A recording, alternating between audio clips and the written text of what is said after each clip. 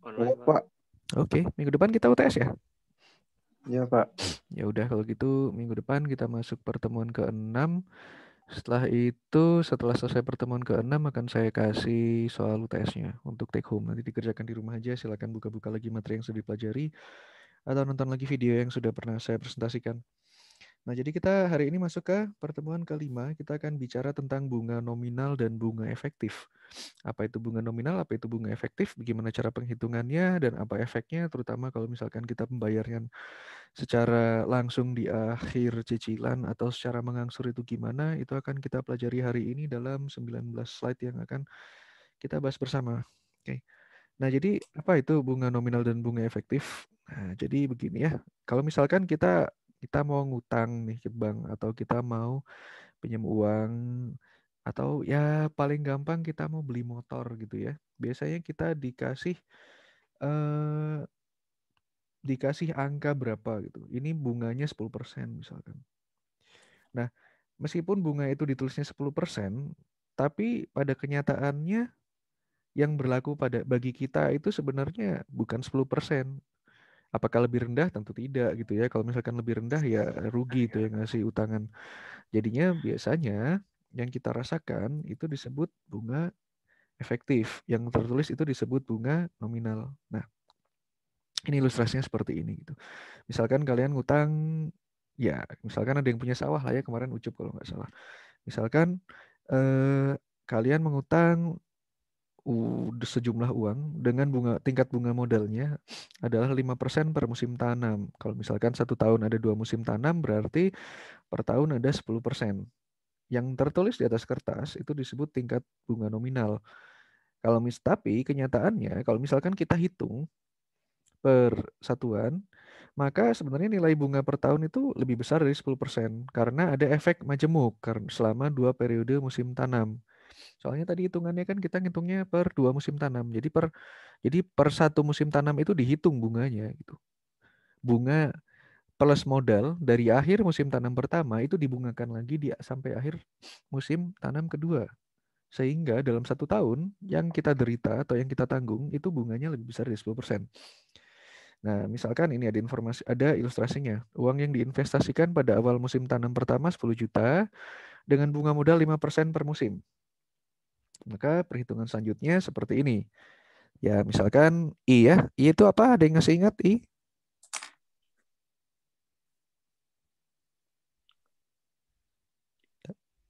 Apa ayo I? Apa itu I? Bukan, ya lihat atasnya aja. Itu bunga ya, interest bahasa Inggrisnya. Interest atau bunganya itu adalah 10 juta dikali 0,05. Dari mana 0,05? Dari tabel. Bukan. Aduh, baca soalnya. Bunga modalnya 5% per musim ya. Kita nggak usah langsung lompat ke tabel, santai aja. Kita main tabelnya, kayaknya hari ini kita nggak main tabel. Nah, jadi bunganya 5%, maka bunga total yang harus dibayarkan adalah 5% dari 10 juta. Karena di awal musim pertama kita pinjam uang 10 juta. Dibungakan 0,05 ya 5%. Sehingga pada akhir musim pertama bunga yang harus kita bayarkan 500.000. Ini menjadi modal pokok yang harus kita bungakan pada awal musim kedua. Nah, 10.500.000. Sehingga pada akhir musim kedua, bunga yang harus kita bayar itu 0,05 atau 5% dari 10.500.000. Ini adalah efek dari bunga majemuk.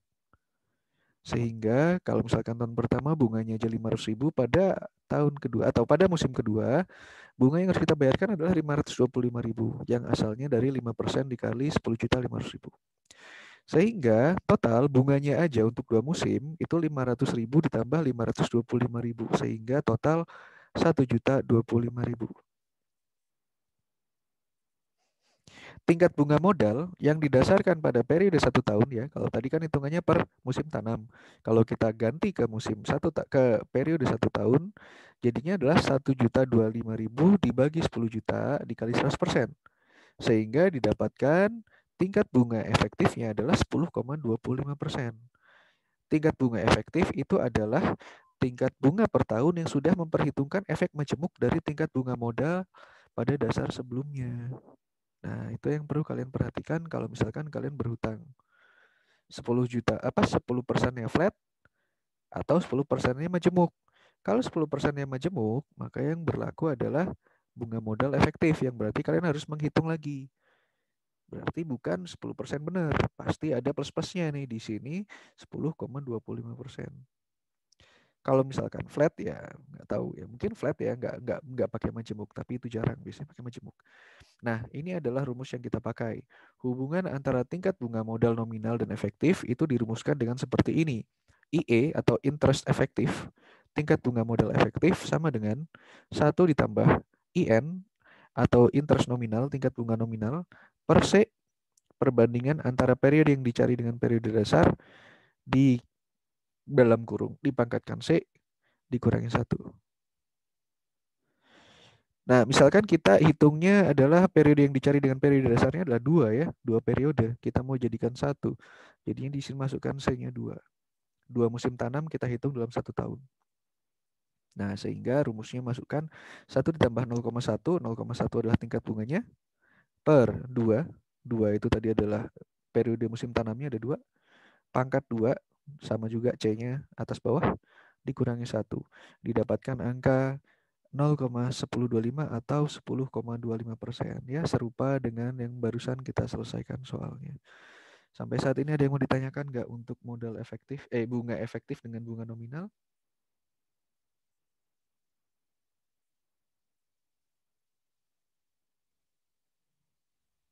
Ada yang mau ditanyakan?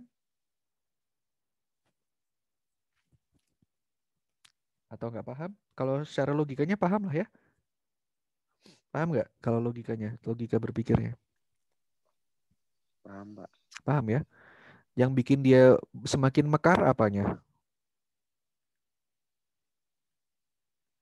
Yang membuat dia menjadi semakin membesar atau yang membuat nilai nominalnya berbeda dari nilai efektifnya apa? Siapa yang bisa jawab? Persennya gitu, Pak. Kalau persennya sama.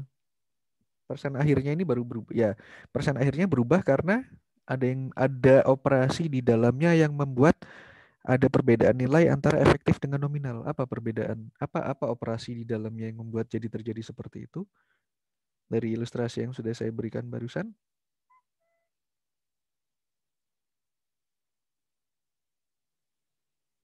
Karena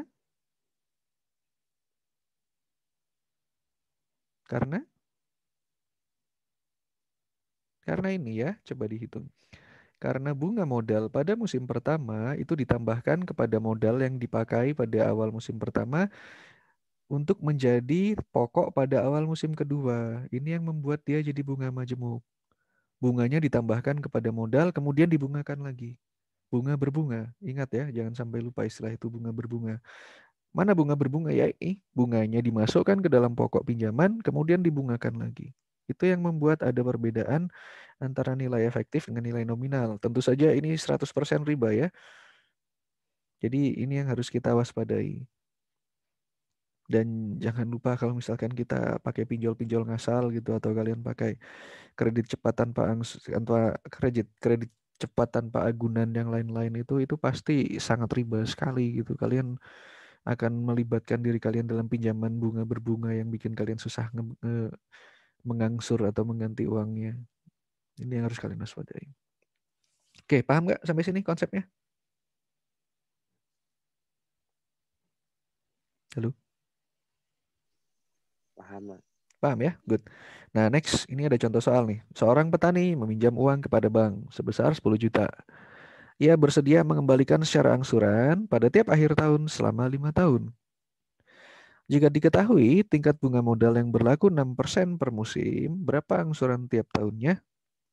Nah, jadi kita hitung dulu. Sekarang IN atau tingkat bunga nominalnya dihitung per tahun karena dia mengembalikan secara angsuran pada tiap akhir tahun, sedangkan bunga modalnya adalah 6% per musim. Karena 1 tahun itu 2 musim tanam, jadi kita jadikan tingkat bunga nominalnya ke dalam tahun, sehingga 1 tahun tingkat bunganya adalah 12%. Nah, sekarang Nilai bunga efektifnya berapa? Kita masukkan angkanya. 1 ditambah bunganya 12%, 0,12. Kemudian perbedaannya gimana? 2 tahun ya. 2 tahun. Apa bukan 2 tahun? 2 ini asalnya dari 1 tahun adalah 2 musim tanam. Karena itu kita masukkan angka 2. Nah, setelah ini dikurangi 1 didapatlah angka 0,1236 atau 12,36%. Jadi kalau misalkan bunga nominalnya 12% per tahun, sebenarnya bunga efektifnya karena ada 2 musim tanam per tahun berlakunya adalah 12,36%. Nah, kalau sudah seperti ini, ya kita masuk ke tabel tadi. Tapi kita nggak perlu buka-buka karena saya yakin kalian sudah jago pakai tabel bunga semua ya. Jadi kita masukkan rumusnya A sama dengan P. A itu apa? Kemarin ada yang ingat? Angsuran. Jagoan, bagus-bagus Novian. P ini apa? Modal Modal mula. ya, present capital atau modal mula-mula. 10 juta dimasukkan ke situ. Nah, ini kalian bisa pakai, ini bisa. Nah, ini karena angkanya ajaib ya. Kan kalau misalkan kita pakai tabel itu semuanya angkanya bulat, nggak ada angka koma-koma di belakangnya. Kalau udah seperti ini memang kalian harus menghitung manual. I-nya dimasukkan 0,1236 dikali 1 ditambah I lagi 0,1236 dikali N itu adalah angsuran per tahun 5 ya. Dia mau mengangsur sama 5 tahun. Masukkan angka 5-nya, kemudian masukkan semua angka di bawahnya, 1 ditambah I 0,1236 pangkat 5 dikurangi 1. Diperolehlah untuk setiap tahunnya dia harus mengangsur 3.037.970. Ya, dikalikan 5 kurang lebih total ada 15.150.000 sekian. Ya, bisa dilihat lah ya, itu dalam 5 tahun ya utangnya bertambah. Ya, seperti itulah. Oke, ada lagi. Seorang petani meminjam uang kepada bank sebesar 10 juta. Ia bersedia mengembalikan secara angsuran pada tiap akhir bulan selama 20 bulan. Jika diketahui tingkat bunga modal yang berlaku 6% per musim, berapa angsuran tiap bulan ya? Nah, jadi gini ya. Di sini ada perbedaan. Kalau misalkan tadi IN-nya itu di soal sebelumnya adalah 2 dikali 6%, maka di sini kita malah bagi. Kenapa? Karena di sini tingkat bunga modal yang berlakunya 6% per musim, tapi dia mengangsurnya setiap bulan. Kalau tadi, ketika kita mengangsurnya setiap tahun, maka dikali 2. Di sini kita mengangsurnya setiap bulan, maka kita bagi 6. Tingkat bunga nominalnya adalah 1%. Karena 6%-nya dibagi 6, dia mengangsur setiap bulan. Nah, bunga efektifnya berapa? Kalau kita masukkan angka-angkanya, maka bunga efektifnya jadi lebih kecil, 0,97%. Bukan, benar nggak? Ya, 0,97% ya. Ya, tetap aja ada bunganya gitu. Tapi ya, dibandingkan sama yang tadi lah ya, 12,36, 0,97 itu lebih kecil. Nah, di sini kita masukkan angkanya. Kalau misalkan dia mau mengangsur selama 20 bulan, tapi dia mengangsurnya setiap bulan, dengan bunga nominalnya tadi diketahui 1% per bulan, maka kita masukkan rumus di sini dengan menggunakan bunga efektifnya ya, yang kita masukkan 0,0097 dikalikan 1 ditambah 0,0097 pangkat 20 per 1 tambah 0,0097 pangkat 20 dikurangi 1 dikalikan 10 juta. Sehingga angsuran per bulannya adalah 552.380. 552.380 yang diangsur selama 20 bulan. Nanti akan dapatnya sekitar nilai akhirnya ada di 10 juta atau 11 juta sekian. Jadi seperti itu ya. Tergantung apakah di scale up atau di scale down. Kalau di scale up, misalkan bunga modalnya ini soal sebelumnya tadi ya. Kalau di scale up, bunga modal yang berlaku 6% per musim, dia mengangsur setiap tahun, maka dikalikan 2. Pada kasus selanjutnya, kalau misalkan bunga modal yang berlaku 6% per musim, tapi dia mau mengangsur tiap bulan, maka dibagi 6. Dengan asumsi satu musim itu 6 bulan. Sehingga bunga nominalnya 1%. Kalau sudah didapatkan bunga nominal, maka menghitung bunga efektifnya adalah, nah ini ya dimasukkan 1/6. Kenapa? Karena dia 1 bulan per 6 bulan. Begitu. 1/6 lebih kecil daripada bunga nominalnya. Palingan yang perlu kalian perhatikan nanti adalah menggunakan angka ini. Mau pakai angka seper atau mau pakai angka bulat. Angka bulat kalau lebih besar, angka seper kalau lebih kecil. Sampai sini paham atau enggak?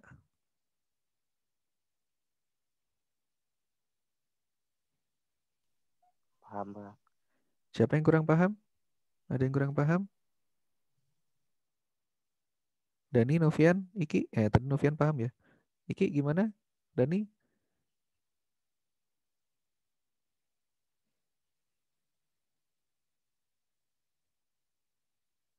Halo?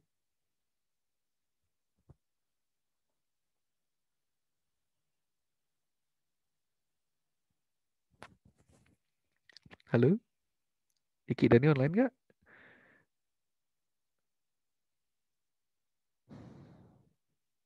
Kayaknya kita berdua aja nih, Novian. Iya, Pak. Aduh, ya udah deh. Kita lanjutin ya. Kalau Novian nggak paham kasih tahu ya. Insya Allah, Pak. Insya Allah. Kalau nggak paham kasih tahu dah nih. Jangan insya Allah juga. Ya, anggaplah insya Allah 90% lah ya. Tapi kalau misalkan emang nggak paham kasih tahu ya. Oke, baik. Selanjutnya adalah sistem pembelian kredit. Ini yang akan sering kalian temui kalau misalkan kalian lagi naik motor di jalan-jalan, habis itu ada yang nawar-nawarin beli motor dengan cicilan ya. Nah, ini yang akan kita bahas. Untuk membeli suatu alat atau mesin, beberapa dealer bisa seringnya menawarkan sistem pembelian yang disebut sistem kredit atau cicilan. Maksudnya ini adalah untuk membantu kalau misalkan kita nggak bisa beli motor atau alat secara tunai. Nah, kalau misalkan kita pakai sistem kredit, biasanya kita harus kasih DP ya, uang muka. Yang besarnya tergantung pada ketentuan yang berlaku.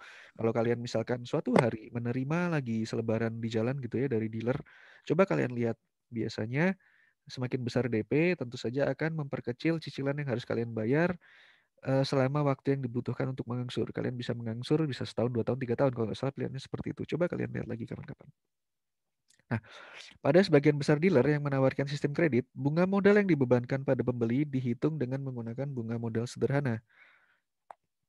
Jika dari tingkat bunga yang ditetapkan, nilai tingkat ini lebih rendah dari yang ada secara umum. Tapi kalau bunga dihitung berdasarkan bunga modal efektif, maka nilai ini sebenarnya lebih tinggi dari tingkat bunga yang berlaku. Wow, itu ya. Sistem ini memang banyak yang memanfaatkan. Meskipun dari segi tingkat bunga yang digunakan lebih tinggi. Tapi karena keterbatasan dana dari yang mau membeli, biasanya sistem kredit dealer ini merupakan alternatif yang banyak dipilih. Karena kalau misalkan kita mau ngutang dari bank, itu tidak semudah yang diharapkan. Jadi kalau sebenarnya kalau misalkan kita mau ngutang dari bank, itu bunganya lebih rendah daripada kita ngutang ke dealer. Tapi karena itu tadilah ya, susah lah ya. Perlu banyak jaminan dan yang lain-lain kalau kita mau ngutang ke bank. Akhirnya kita pakai sistem kredit dealer. Nah, contohnya seperti ini. Sebuah dealer mesin pertanian menawarkan sistem pembelian kredit dengan bunga rendah, yaitu 12% per tahun. Oke lah, saya nggak tahu itu rendah apa enggak, tapi kayaknya sih tinggi. Uang muka yang harus dibayar pada saat pembelian adalah 25% dari harga mesin. Sisa harga ditambah dengan bunga 12% per tahun. Dengan sistem bunga modal sederhana, harus dibayar bulanan selama 2 tahun. Mulai 1 bulan setelah pembelian. Waduh, udah rumit ya. Seorang petani ingin membeli sebuah traktor yang harganya 20 juta. Anggaplah kalian mau beli apa Kawasaki. Oh, nggak ada ya Kawasaki 20 juta. Anggap aja ada. Dan bersedia memenuhi ketentuan pembayaran yang ditetapkan. Coba hitung berapa biaya angsuran yang harus dibayar setiap bulan. Dan B, kalau angsuran yang dibayar bulanan dihitung dengan bunga efektif, berapa tingkat bunga yang sebenarnya yang dibebankan pada petani tersebut. Nah, oke. Kita jawab dulu A, berapa biaya angsuran yang harus dibayar setiap bulan ya. Misalkan harga belinya 20 juta. Perjanjiannya kita membayar uang muka atau DP 25% dari harga mesin. 25 juta ya. Kita bayar 1/4 dari 20 juta. Sehingga sisa yang belum dibayar adalah 15 juta. Nah, sisa yang belum dibayar itu kita jadikan sebagai besar modal yang dibungakan. Sekarang kita menghitung bunganya. Bunganya adalah P dikali N dikali I. P-nya dari mana? P itu adalah 15 juta. Itu adalah bunga modal. Itu adalah modal yang mau dibungakan. N-nya dari mana? N-nya itu adalah tahun. Dia ngutangnya selama 2 tahun. Benar? Benar. Kemudian I-nya adalah 0,12. Berasal dari mana? 12%. Kita dapatkan bunganya adalah 3.600.000. Ini adalah total bunga yang harus dibayar. Nah, totalnya 3.600.000 tambah 15 juta adalah 18.600.000. Nah, sekarang berapa dia harus mengangsur bulanannya? Hitung saja. 24. 24 dari mana? 24 itu dari 24 bulan dari 2 tahun ya. Sehingga masing-masing setiap bulannya dia harus mencicil 775.000 selama 2 tahun. Nah, untuk melihat tingkat bunga efektif, maka arus pembayaran itu bisa kita anggap sebagai pinjaman.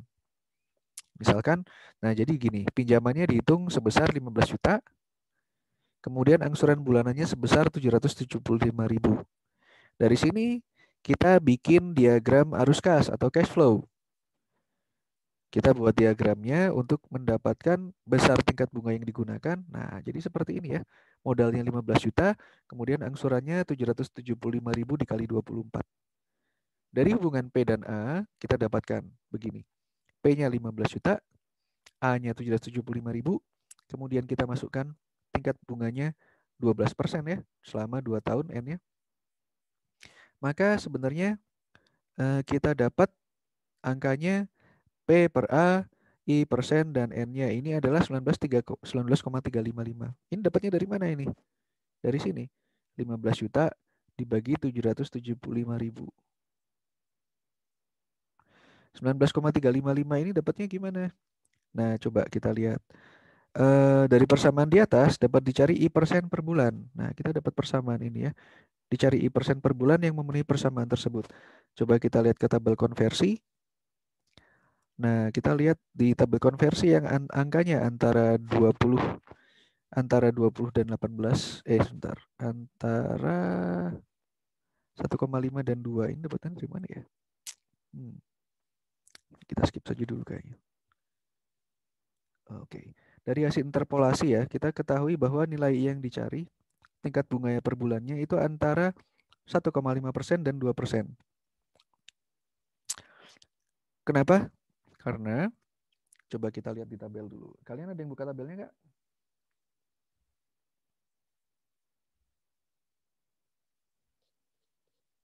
Ada yang buka tabel?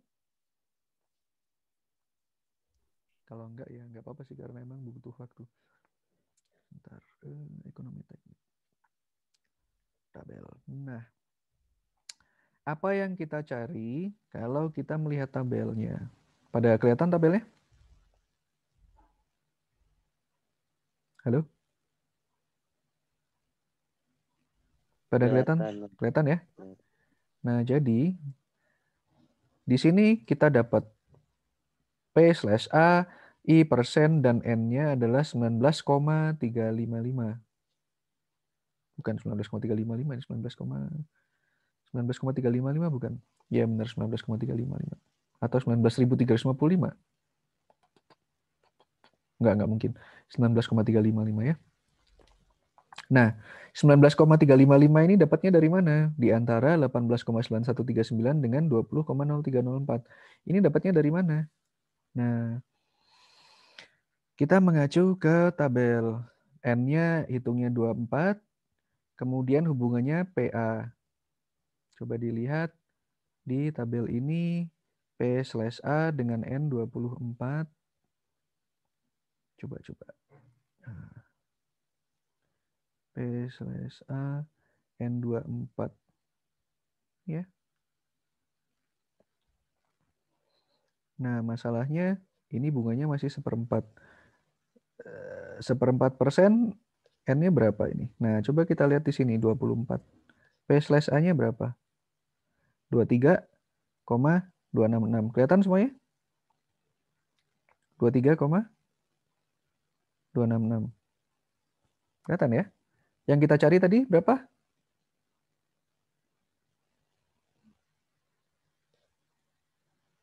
Yang kita cari tadi berapa? 1,9.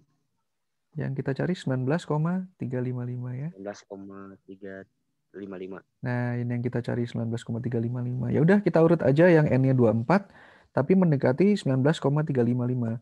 Ini kita masih 23,266. Ya udah kita akan terus mencari ke bawah nih. Tapi karena soalnya sudah berbaik hati memberitahu bahwa tempatnya ada di antara N1,5 dengan N2. Ya, persennya ya. Nah, ini 1% ya. 1%, 1/4%. Nah, ini 1,5%. Pada bunga 1,5%, kita dapati ketika N-nya 24, dia 20,03. Ketika, nah ini lebih dekat lagi nih, 1,34%. Nah, di sini 19,461. Nah, ini mendekati sebenarnya. Nah, berarti sebenarnya dia ada di 1,34%. Coba kita lihat lagi ya. Nah, karena ini diketahui antaranya ada 19, berapa tadi? 461. Itu masih di atas ya. Tapi biar kita sama kayak soalnya, kita lihat aja di sini deh. Ada di 1,5%. 1,5% ya di sini. N-nya 24. Kita masukkan 20,03. Ini. Kemudian kita lihat yang N-nya 2. Bukan yang N-nya 2. Yang bunganya 2%. Ini ya, bunganya 2%. Kemudian N-nya 24. Dia adalah 18,914. Berarti 19,355 yang kita cari itu ada di dua ini. Ada di bunga 1,5% dan bunga 2%. Kita carinya pakai apa? Kita carinya pakai cara interpolasi. Kita carinya pakai interpolasi. Interpolasi itu nilai antara lah ya. Jadi kita dapatkan nilai I itu 1,925% per bulan. Nah, nanti coba kalian cari-cari gimana caranya. Gimana caranya dapat 1,925% per bulan. Nah, karena 1,925% per bulan, itu dianggap tingkat bunga modal per bulan, maka agar kita dapatkan tingkat bunga modal efektif per tahun, kita pakai dua tahapan. Yang pertama, hitung dulu nominalnya. 12 dikali 1,925% dapatnya 23,1%. Setelah itu, kita hitung bunga efektifnya dengan memasukkan rumus per tahun dari per bulan dikalikan 12 ya. Dapatnya adalah 25,7 per tahun. Jadi bunga efektif sebenarnya yang dibebankan pada pembeli adalah 25,7%. Tentu saja kenyataannya itu lebih tinggi dari yang ditawarkan dealer 12% per tahun. Jadi nanti kalian cari siapa yang masih nyimpan. Saya jarang nyimpan sih biasanya. Mungkin kalian masih ada yang nyimpan gitu ya. Kalau misalkan ada penawaran mau beli motor lewat dealer. Coba nanti kita bahas soalnya sama-sama untuk kita hitung berapa bunga modal efektif per tahunnya. Kalau misalkan masih ada. Nah, itu untuk pertemuan selanjutnya ya. Tapi sampai sini paham nggak? Intinya adalah kalau misalkan dealer menawarkan bunga 12% per tahun, kenyataannya pasti tidak seperti itu. Apa aja tadi cara ngitungnya? Cara ngitungnya adalah angsuran bulanannya kita ketahui, bunga modalnya kita ketahui, kemudian kita cari ini itu adalah faktornya ya. Faktor pengalinya berapa? Kalau faktor pengalinya berapa, kita cari nilai bunga sebenarnya berapa per bulannya. Kalau misalkan nggak ada nilai bulatnya, kita cari dengan perkiraan atau interpolasi. Kalau kita sudah dapatkan nilai bunga per bulan dikalikan per tahun, itu adalah nilai bunga nominalnya. Setelah itu dikalikan lagi dengan rumus untuk mencari nilai bunga efektif, sehingga kita dapat bunga sebenarnya yang dirasakan kita itu berapa. Itulah. Sampai sini ada pertanyaan.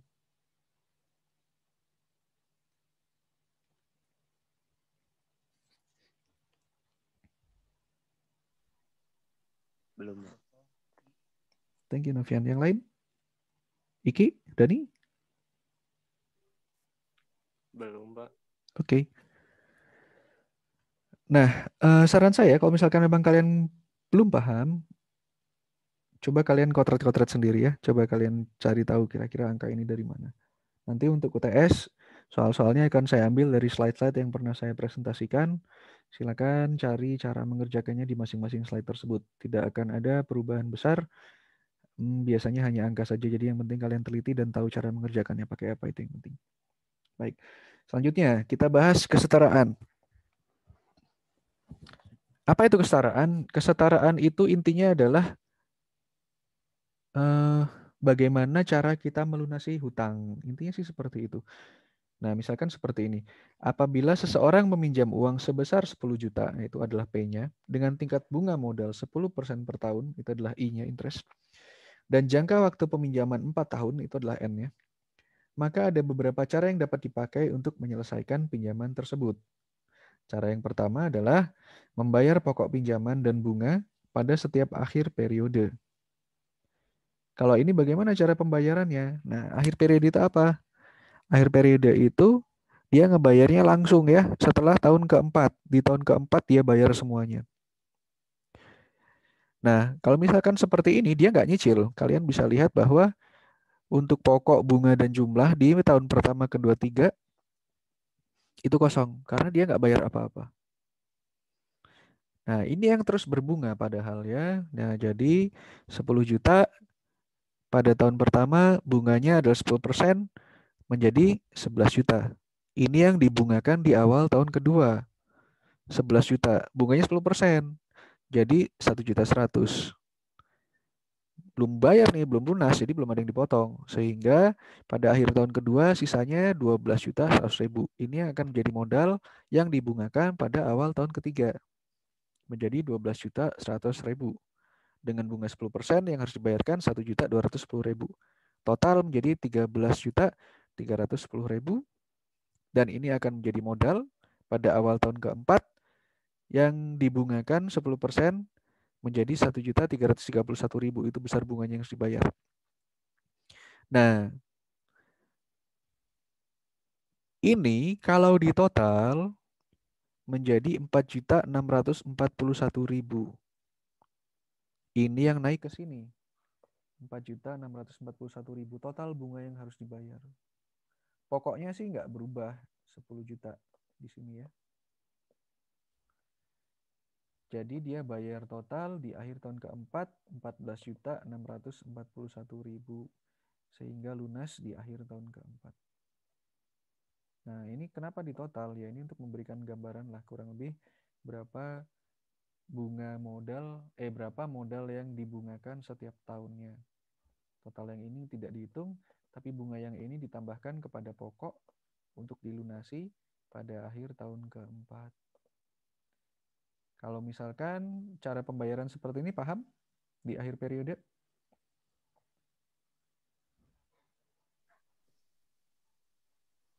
Paham, Pak. Paham ya? Selanjutnya adalah membayar bunga pada setiap akhir tahun. Jadi kita bayar bunganya doang nih. Bunganya saja 1.000, 1.000, 1.000, 1.000, 1.000, 10% kan soalnya.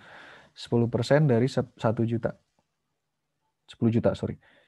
10% dari 10 juta adalah 1 juta. Nah, itu yang kita bayar setiap akhir tahun.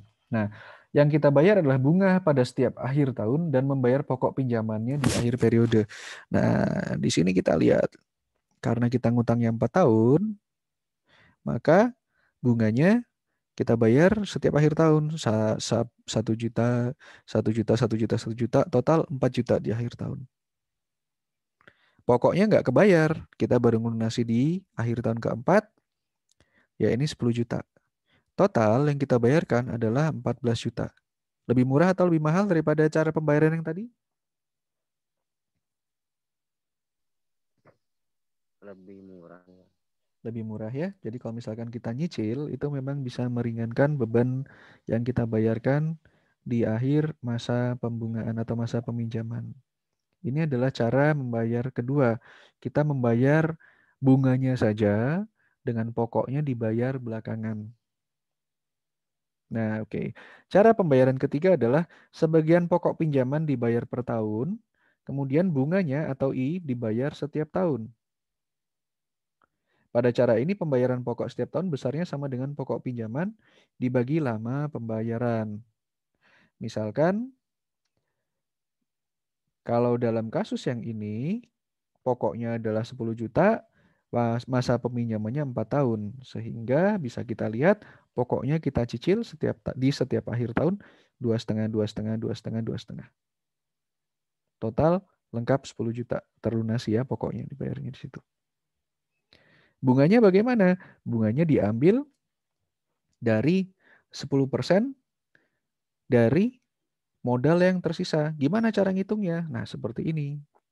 Misalkan 10 juta di akhir tahun pertama bunganya 1 juta. Kita lunasi 2,5 juta. Bunganya yang harus dibayar 1 juta nih ya. Dari kiri langsung lompat ke kanan. Totalnya bayarnya bukan total sih. Totalnya 3,5.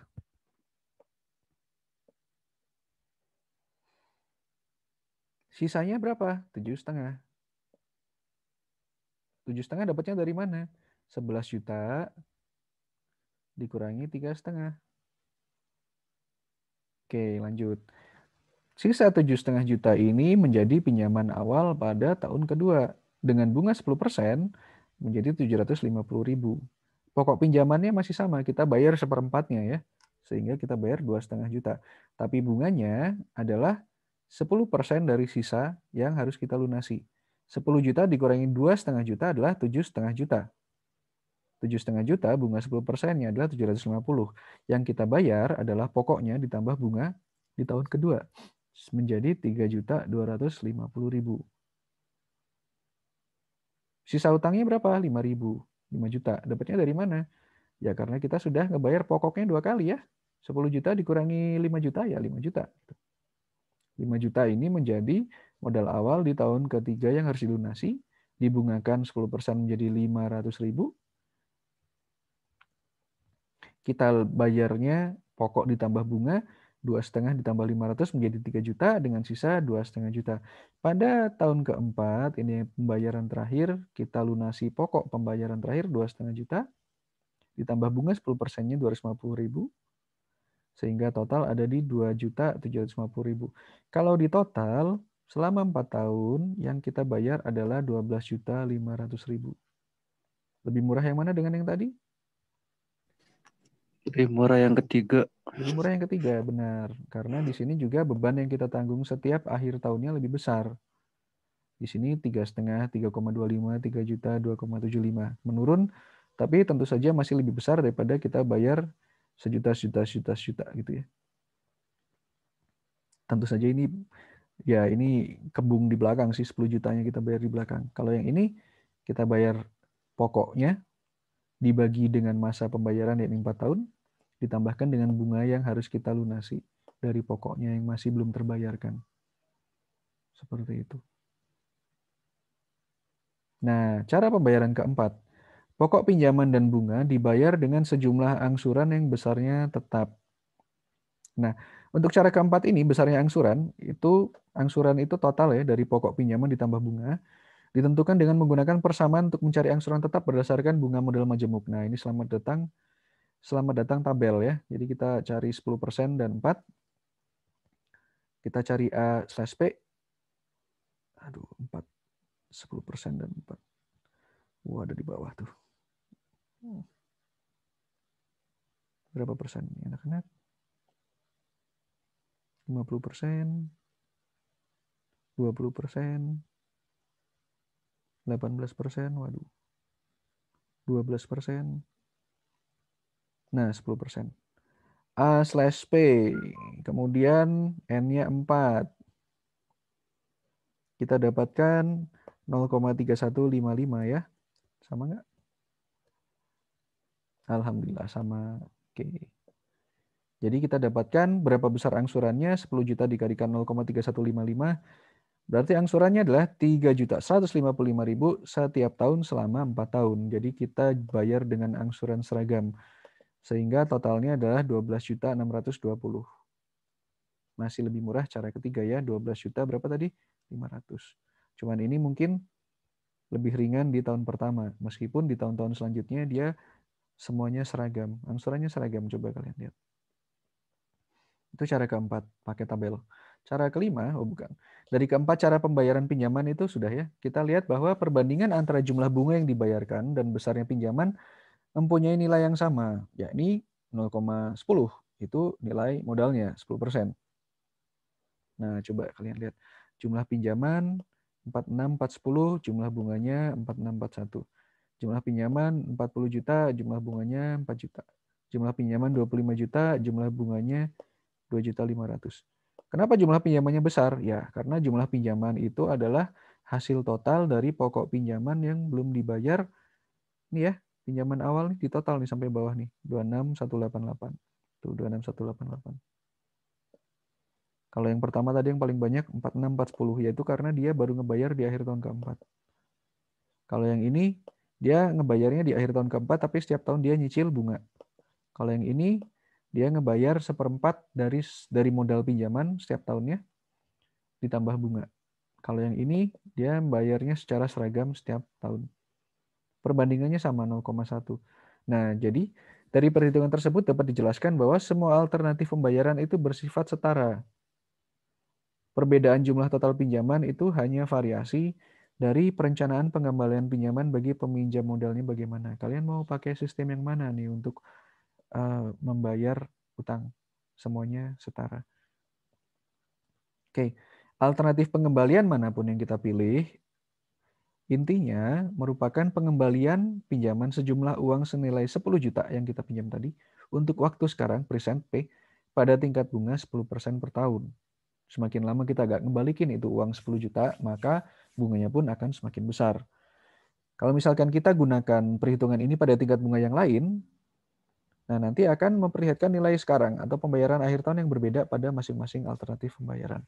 Jadi intinya skema bagaimana yang kita pakai itu akan mempengaruhi jumlah total pinjaman dan jumlah bunga total yang kita bayarkan. Tapi sebenarnya perbandingannya sama, tetap 10%. Seperti itu. Ini yang disebut kesetaraan. Setaranya bagaimana? Setaranya dari total pinjaman yang kalian bayarkan, jadi total pinjaman yang kalian lakukan, jumlah bunganya itu totalnya selalu 10%. Kenapa yang satu lebih besar dari yang lain? Ya karena kalian ngebayarnya belakangan. Seperti itu.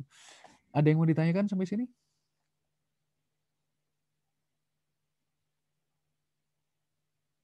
Jadi nanti kalau suatu hari kalian mau kredit motor, nah coba dilihat dulu skema kreditnya bagaimana, coba dihitung-hitung bagaimana. Kalau misalkan kalian lupa caranya gimana, coba buka slide kuliahnya. Jadi kalian bisa ya dapat gambaran lah sebenarnya angkanya berapa. Karena pada kenyataannya angka yang ada di situ tidak selalu seperti kelihatannya. Biasanya kalau misalkan di selebaran dealer motor pinggir jalan, biasanya mereka juga ngasih tahu kok angsuran per bulannya berapa gitu. Jadi bisa kalian hitung-hitung sendiri. Oke, sampai sini ada yang mau ditanyakan atau tidak?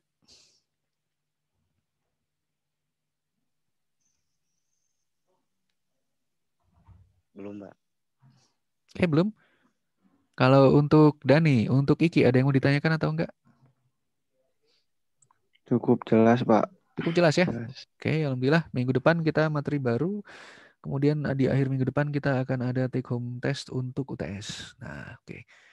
Silakan dibaca-baca lagi. Kalau misalkan ada yang mau ditanyakan, silakan disampaikan di grup. Kalau misalkan ada yang mau diulang, nanti video ini akan saya upload di YouTube. Playlist yang kemarin silakan dikunjungi, dilihat-lihat lagi untuk dipelajari. Untuk teman-teman yang nggak datang, tolong dikasih tahu ya. Untuk nonton videonya, Ucup misalkan. Kemudian Yusuf Salama gimana kabarnya? Ada yang tahu nggak?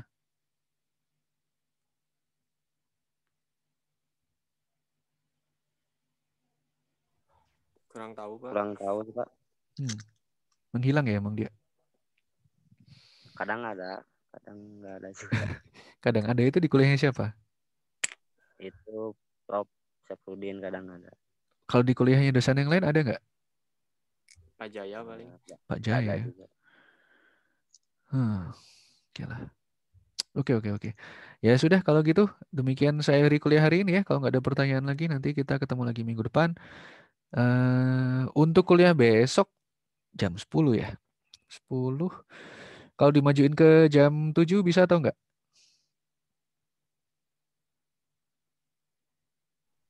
Ada kuliah nggak besok jam 7? Nggak ada. Nggak ada ya? Oke, besok kita kuliahnya jam 7 ya. Untuk metodologi penelitian, nanti linknya saya kasih. Oke, besok sampai ketemu jam 7. Terima kasih, saya Heri kuliah hari ini. Selamat menjalankan ibadah puasa. Semoga lancar sampai nanti sore. Semoga lancar sampai akhir bulan Ramadan. Baik, Assalamualaikum warahmatullahi wabarakatuh. Semoga sehat selalu semuanya. Waalaikumsalam warahmatullahi wabarakatuh.